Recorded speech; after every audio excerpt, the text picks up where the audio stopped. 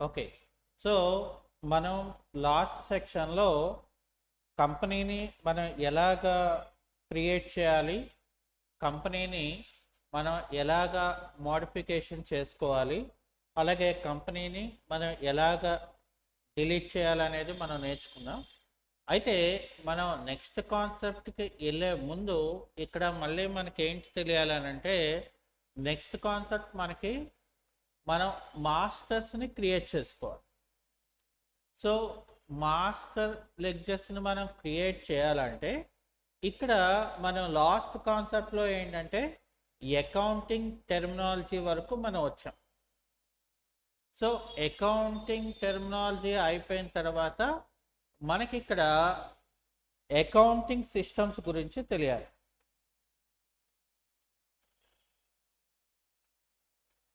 So accounting systems అనేవి మనకి ఇందులో 2 టైప్స్ ఉంటాయి అన్నమాట.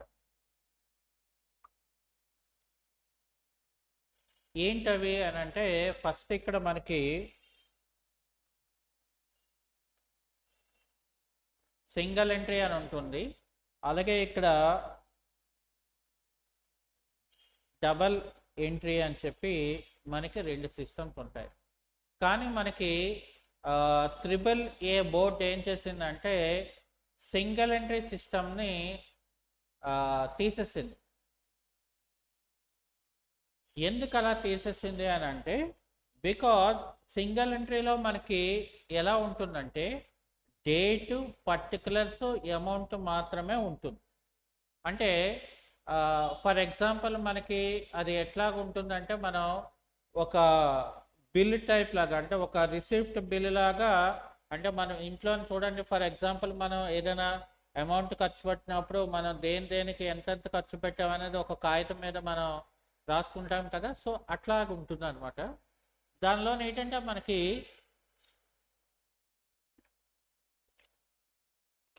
బిల్ ఉంటేనే మనం అందులో రాయగలుగుతాం. మరి ఇప్పుడు బిజినెస్ అనేటప్పుడు కొన్నిట్లకి బిల్స్ ఉంటాయి, కొన్నిట్లకి బిల్స్ ఉండవు.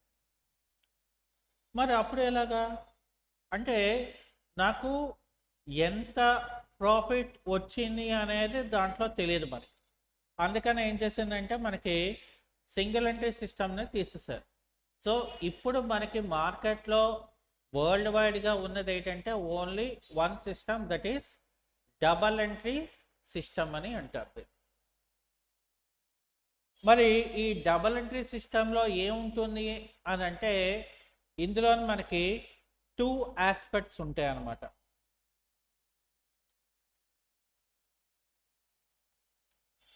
సో ఏంటి ఆ 2 ఆస్పెక్ట్స్ అంటే, ఒకటి మనకి debit, 2 credit.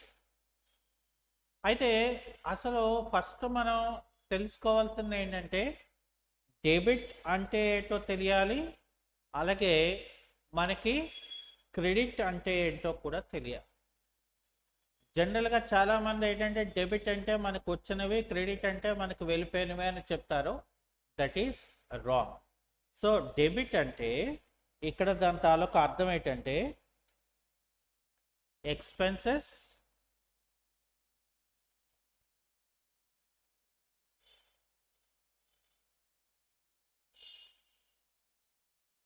Losses and assets అని అర్థం. అలాగే క్రెడిట్ అంటే ఏంటంటే ఇన్కమ్స్, గెయిన్స్ అండ్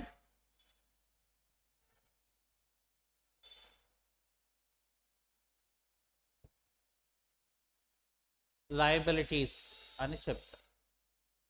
ఇది మనం ఫస్ట్ తెలుసుకోవాల్సి.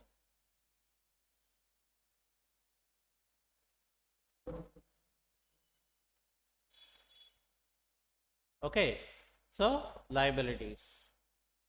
అయితే ఓకే, మనం డెబిట్ అంటే ఏంటో తెలుసుకున్నాము, క్రెడిట్ అంటే ఏంటో తెలుసుకున్నాము. కానీ మరి బిజినెస్లో ట్రాన్సాక్షన్స్ రాయాలి అని అంటే మనకేంటి తెలియాలి? ఇక్కడ ఫస్ట్ డబల్ ఎంట్రీ సిస్టమ్ గురించి తెలియాలి. అందులో 2 ఆస్పెక్ట్స్ ఉంటాయని చెప్పాను. ఒకటి డెబిట్, 2 క్రెడిట్. కానీ మరి ఇది దేని మీద మనకు వర్క్ అవుతుంది అనేది తీసుకుంటే, సో ఇది డబల్ ఎంట్రీ బుక్ కీపింగ్ అంటే డబల్ ఎంట్రీ సిస్టంలో ఏంటంటే, సో మనకి ఇక్కడ ఫస్ట్ తెలుసుకోవాల్సినవి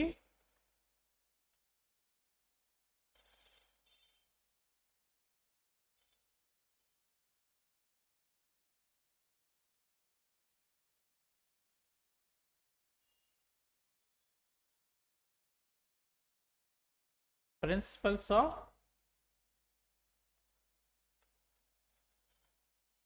అకౌంటింగ్ రూల్స్ అని ఉంటాయి. సో ఇక్కడ మనకి ఏంటంటే ఫస్ట్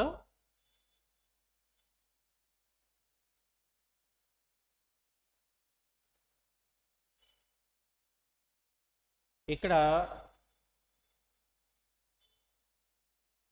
పర్సనల్ అకౌంట్స్ అని ఉంటుంది ఒకటి, 2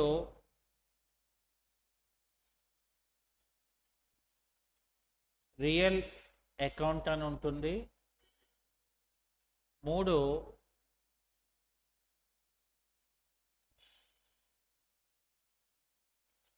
నామినల్ అకౌంట్ అని చెప్పి మనకి ఇవి 3 అకౌంటింగ్ రూల్స్ అని అంటారు. చెప్పాలంటే ప్రిన్సిపల్స్ ఆఫ్ అకౌంట్స్ అయినా అనొచ్చు, లేదంటే డైరెక్ట్గా మనం అకౌంటింగ్ రూల్స్ అని కూడా మనం అనొచ్చు. ఓకే, సో ఇక్కడ మనం ఏం చేస్తామంటే ఫస్ట్ ఆఫ్ ఆల్ అసలు పర్సనల్ అకౌంట్ అంటే ఏంటి?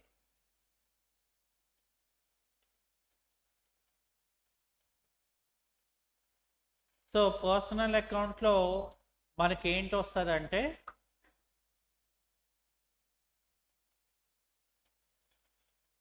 పర్సన్ నేమ్ అండ్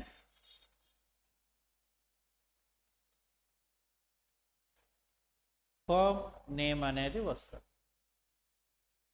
అయితే ఎవరైతే బిజినెస్ని ఇన్వెస్ట్ చేస్తారో ఆ ఇన్వెస్టర్ తాలూకా నేమ్స్ కూడా మనకి ఇక్కడ వస్తాయి.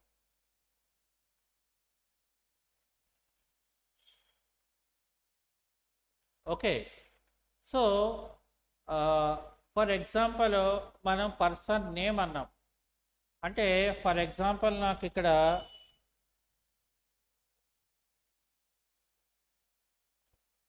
దేవి వరప్రసాద్ అని అన్నాం. సో అతను ఏంటి, ఒక పర్సన్ నేమ్ కాబట్టి అది పర్సనల్ అకౌంట్లోకి వస్తుంది. అలాగే ఫర్ ఎగ్జాంపుల్ నాకు ఇక్కడ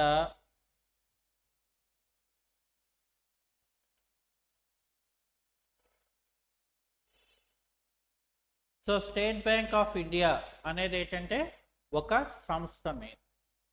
సో ఈజీగా మనకి ఏంటంటే ఒక పర్సన్ నేమ్ కానీ ఒక సంస్థ పేరు కానీ వస్తే that is known as a personal account అని చెప్తారు. అయితే మరి దీనికి రూల్ కూడా ఉంటుంది, అది మనకు తెలియాలి కదా.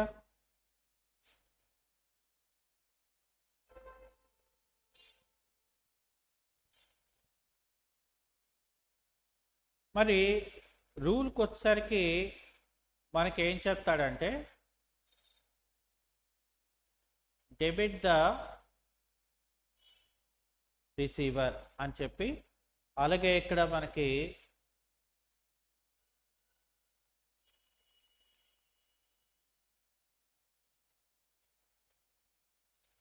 క్రెడిట్ ద గివర్ అని మనకి ఈ అకౌంటింగ్ తాలూకా రూల్. మరి డెబిట్ ద రిసీవర్ అంటే ఎవరు అంటే, ఎవరైతే పూర్తిగా బెనిఫిట్ని అనుభవిస్తున్నాడో రిసీవ్ చేసుకుంటున్నాడో వాడి తాలూకా నేమ్ కానీ వాళ్ళ తాలూకా సంస్థ పేరు కానీ మనం అందులో రాయవలసి ఉంటుంది. మరి ఎగ్జాంపుల్కి వస్తే ఫర్ ఎగ్జాంపుల్ ఇక్కడ పెయిడ్ టు రాజు 5,000 అని చెప్పారు. అంటే ఏంటి అక్కడ అర్థం? ఇక్కడ రాజు అనేవాడు పర్సనల్ అకౌంట్ కిందకి వస్తాడు. అయితే ఇక్కడ మనం ఏంటి చేస్తున్నాము? పెయిడ్ టు రాజు 5,000 అని చెప్పాం. అంటే రాజుకి ఒక 5,000 మనం పే చేస్తున్నాం. అంటే రాజు అనేవాడు ఒక 5,000 రూపాయలని వాడు రిసీవ్ చేసుకుంటున్నాడు, అంటే బెనిఫిట్ పొందుతున్నాడు. కాబట్టి మనం ఇక్కడ according to the rule of personal account debit the receiver అని మనం అక్కడ కనుక్కోవాలి. ఓకే, సో అందువలన ఇక్కడ ఏం చేస్తామంటే మనం రాజు అకౌంట్ డెటార్ అని మనం రాస్తాం. ఆ తర్వాత నెక్స్ట్ దాంట్లోకి వస్తుంది, అప్పుడు మనం దాని గురించి మనం తీసుకుంటాం. అంటే ఫస్ట్ మనకి అది ఎందుకు అలా వస్తుందో మనకి తెలియాలి కదా. ఓకే, ఇప్పుడు ఫర్ ఎగ్జాంపుల్ ఇక్కడ నాకు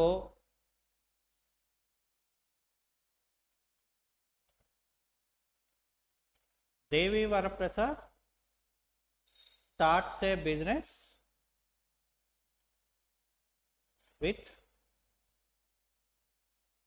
5 lakhs. అంటే ఇక్కడ మనం దేవి వరప్రసాద్ అనే వ్యక్తి 5 లక్షల రూపాయలతో బిజినెస్ని స్టార్ట్ చేస్తున్నారు. సో మరి ఇక్కడ దేవి వరప్రసాద్ అనే వాళ్ళు ఎవరు అంటే that is name of the person. కాబట్టి ఇది కూడా పర్సనల్ అకౌంట్లోకి వస్తుంది. కానీ ఇక్కడ ఏం చేస్తున్నాడు? బిజినెస్ అనేది స్టార్ట్ చేస్తున్నాడు. అంటే ఈ 5 లక్షల రూపాయలని బిజినెస్లోకి అతను ఇస్తున్నాడు. ఓకే, సో కాబట్టి ఇక్కడ మనం ఏం రాయాలంటే టు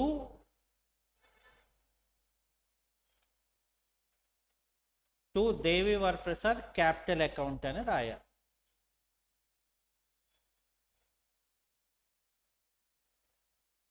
ఎందుకనంటే according to the rule of personal account credit the giver అని చెప్పాడు కాబట్టి. అలాగే ఒక్కొక్కసారి ఫర్ ఎగ్జాంపుల్ మనకి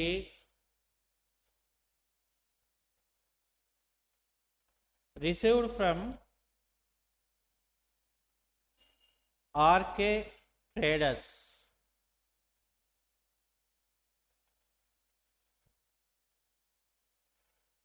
$150,000 వచ్చింది అనుకోండి.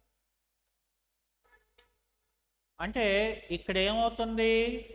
ఆర్కే ట్రేడర్స్ అనే వాళ్ళు మనకి ఇస్తున్నారు. ఏంటి ఇస్తున్నారు? $150,000 క్యాష్ ఇస్తున్నారు. అప్పుడు మనం ఇక్కడ రాయవలసింది ఏంటంటే టు ఆర్కే ట్రేడర్స్ అకౌంట్ అని మనం రాసుకోవచ్చు. ఓకే, ఫర్ ఎగ్జాంపుల్ మనం paid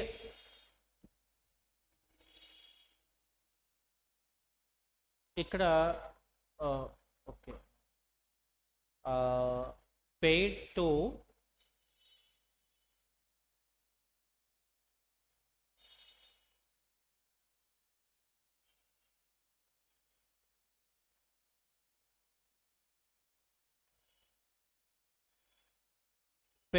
blue star electronics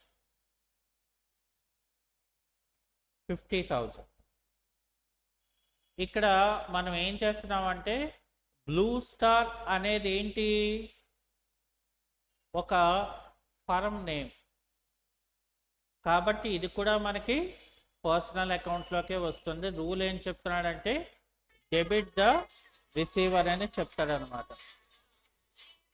okay okay. So ఇక్కడ ఏంటంటే మనకి ఇక్కడ మనం పే చేస్తున్నాం కాబట్టి ఇక్కడ మనం ఏం చేస్తామంటే ఇక్కడ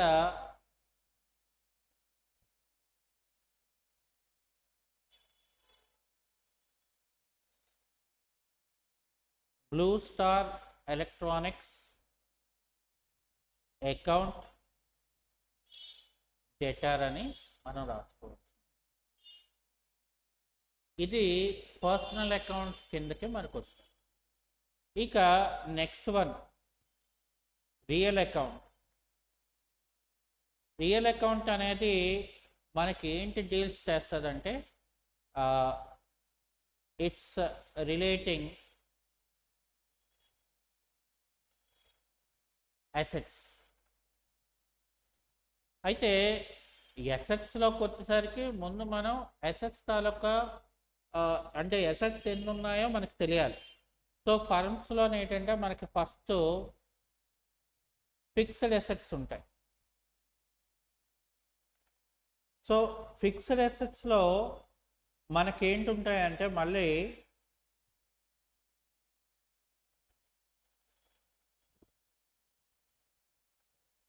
మూవబుల్ అసెట్స్ ఉంటాయి, అలాగే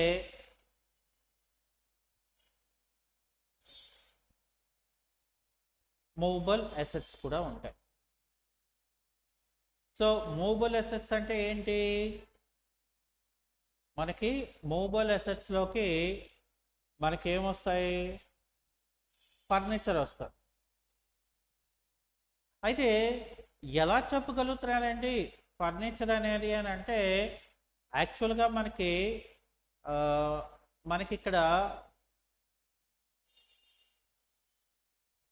మినిమం 5 years ఏవైనా మనకి దాటి అసెట్స్ అనేది ఉంటే కనుక that is treated as fixed assets అని చెప్తాం.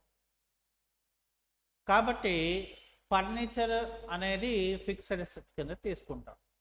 మరి ఇమ్మూవబుల్ అసెట్స్లోకి మనకి ఏమొస్తుందంటే ల్యాండ్ బిల్డింగ్స్ అనేది మనకి ఇందులో వస్తుంది. ఓకే.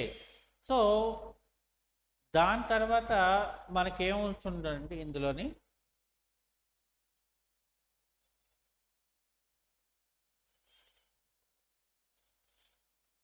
Intangible assets. అంటే ఇంటాంజిబుల్ అంటే కంటికి కనిపించినవి. అదేంటంటే కాపీరైట్స్.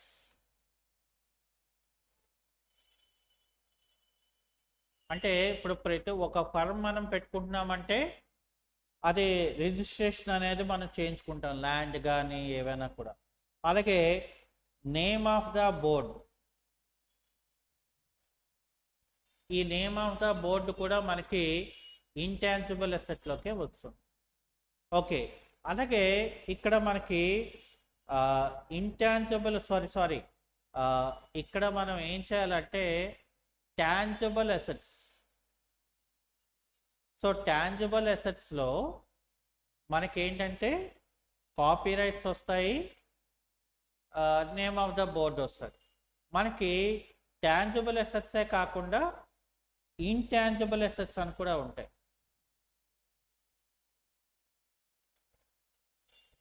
ఓకే. ఇంటాంజిబుల్ అసెట్స్ అంటే మనకి కంటికి కనబడనివి, అంటే reputation, that means good will. So ఇప్పుడు బిజినెసెస్ అనేవన్నీ కూడా ఎక్కువ జరిగేదంతా కూడా రెప్యుటేషన్ మీద మనకి జరుగుతాయి. ఓకే. సో అది అయిపోయిన తర్వాత ఇక్కడ మనకి ఇన్వెస్ట్మెంట్స్ అంటే మనం గవర్నమెంట్ బాండ్స్ అని, తర్వాత మనం ఎఫ్డి ఇవన్నీ మనం చేసుకుంటాం కదా. సో ఇవన్నీ కూడా it will come under in the ఇన్వెస్ట్మెంట్స్లోకి వస్తాయన్నమాట. అంటే బాండ్స్ అనేవన్నీ కూడా మనకి ఇందులోకి వస్తాయి. సో ఇవి కాకుండా మనకి ఇందులో ఏముంటాయంటే కరెంట్ అసెట్స్. సో కరెంట్ అసెట్స్లో ఏంటుంటాయి మనకి? క్లోజింగ్ స్టాక్ వస్తుంది. ఓకే, తర్వాత డెటార్స్ వస్తాయి.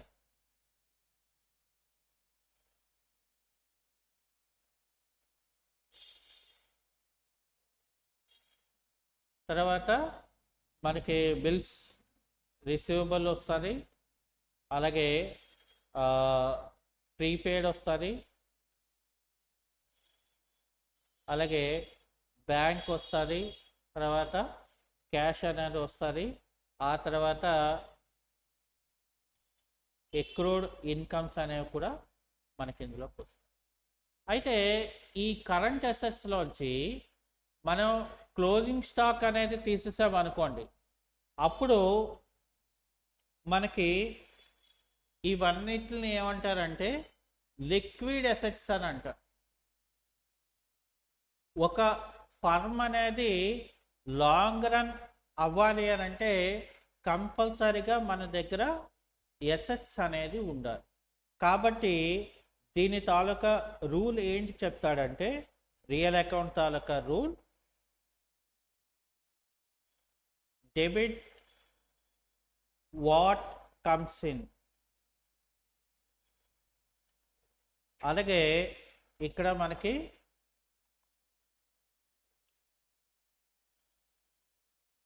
క్రెడిట్ వాట్ గోస్ అవుట్ అనేది ఇక్కడ మనం తీసుకోవాల్సిన. అయితే ఇప్పుడు మనకి ఎప్పుడైతే ఈ రూల్ ఇక్కడ తెలిసిపోయిందో, ఇక్కడ మనం చూడండి, ఫర్ ఎగ్జాంపుల్ ఇక్కడ పెయిడ్ టు రాజు 5000 అని చెప్పాం కదా. సో ఇప్పుడు ఇక్కడ మనం ఏంటి రాయవలసి ఉంటుందంటే,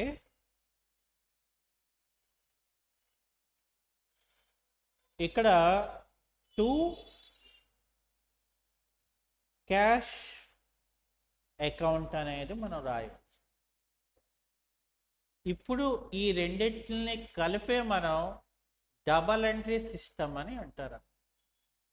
అలాగా ఇక్కడ చూడండి, ఇందులోకి వచ్చేసరికి మనం ఏం చేస్తామంటే, ఇక్కడ మనం ఏం రాసాము?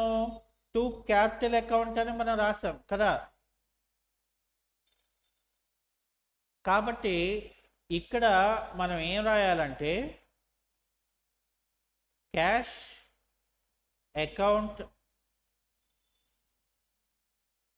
Debtor to Devi Varaprasad capital account అని మనం రాయాలి. చూసారా మరి? అంటే ఇక్కడ మనకి ఒక్కొక్క అకౌంట్ అనేది మనకి తెలిస్తే, సో దాన్ని బట్టి మనం అక్కడ ఏంటి రాయాలి, ఎలాగ మనం రాయాలి అనేది మనకి ఇక్కడ తెలుస్తుంది. ఇప్పుడు received from RK traders. So ఇక్కడ ఏంటి వస్తుంది మనకి? Cash account debtor to RK traders account. అంటే ఇప్పుడు మనకు ఫుల్ఫిల్ అయిపోయింది ఇక్కడ. అలాగే ఇక్కడ కూడా మనం ఏం రాయాలి? ఇప్పుడు మన దగ్గర నుండి క్యాష్ వెళ్ళిపోతుంది. సో వెళ్ళిపోతుంది కాబట్టి according to the rule of debit what goes out. So the rule ప్రకారం ఇక్కడ ఏం రాయాలి మనం? టు క్యాష్ అకౌంట్ అని రాయాలి. ఇక్కడ చూడండి, మళ్ళీ మనం ఇక్కడ రాసుకున్నాం, అంటే క్యాష్ వెళ్ళిపోతుంది కాబట్టి. అంటే ఈ రకంగా మనకు ఇప్పుడు చూడండి, ఇక్కడ మనం రూల్ చెప్పుకున్నాం, దీనికి వేరేగా మనం రాసుకోవాల్సిన లేదు. ఇక్కడ మనం ఏవైతే చెప్పుకున్నామో వాటికే మనం యాడ్ చేయవలసి ఉంటుంది. అలా యాడ్ చేసే దాన్ని ఏమంటారంటే డబల్ ఎంట్రీ సిస్టమ్ అని అంటారనమాట.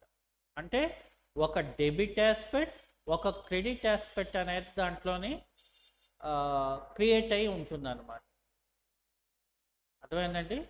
సో అందుకనే వీటిని ఏమంటారంటే అకౌంటింగ్ రూల్స్ అని అంటారు. అంటే సో కంపల్సరీగా మనకి తెలియాలి. ఇంకా next one, nominal account. So nominal account అనేది మనకి ఏంటి డీల్ చేస్తుంది అంటే, ఎక్స్పెన్సెస్, లాసెస్, అలాగే ఇన్కమ్స్ అండ్ గెయిన్స్. దీన్ని ఇది డీల్ చేస్తారు. అంటే చెప్పాలంటే రూల్ ప్రకారం అయితే debit expenses and losses,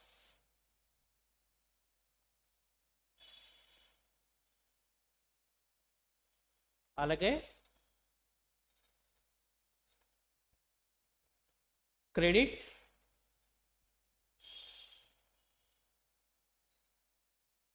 incomes and gains. అయితే ఇప్పుడు ఏమిటి వస్తుంది మనకి? ఫర్ ఎగ్జాంపుల్ ఇక్కడ పెయిడ్ సాలరీస్ 25,000. అంటే సాలరీస్ అనేది మనకేమవుతుంది ఇక్కడ? ఎక్స్పెండిచర్ అవుతుంది. అంటే ఎక్స్పెండిచర్ అంటే ఏంటి? మనకి ఒక సర్వీస్ అనేది మనకి వచ్చేసింది కాబట్టి దాని నిమిత్తం మనం అమౌంట్ అనేది పే చేస్తున్నాం కాబట్టి that is known as a expenditure అని చెప్తారు అనమాట. సో అందువల్ల ఇక్కడ మనం according to the rule of nominal account debit the ఎక్స్పెన్సెస్లోకి మనం ఇక్కడ ఏంటి రాస్తాము? సాలరీస్ అకౌంట్ డెటార్ అనేది రాసి మన దగ్గర నుండి క్యాష్ వెళ్ళిపోతుంది కాబట్టి ఇక్కడ టు క్యాష్ అకౌంట్ అనేది మనం రాస్తాం. అలాగే ఫర్ ఎగ్జాంపుల్ నాకు ఇక్కడ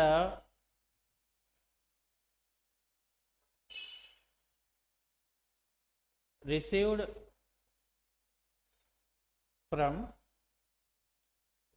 కమిషన్ అంటే కమిషన్ నాకు రిసీవ్ అవుతుంది కాబట్టి ఇక్కడ నేను ఏం చేస్తానంటే కమిషన్ అకౌంట్ డెటార్ అని చెప్పి,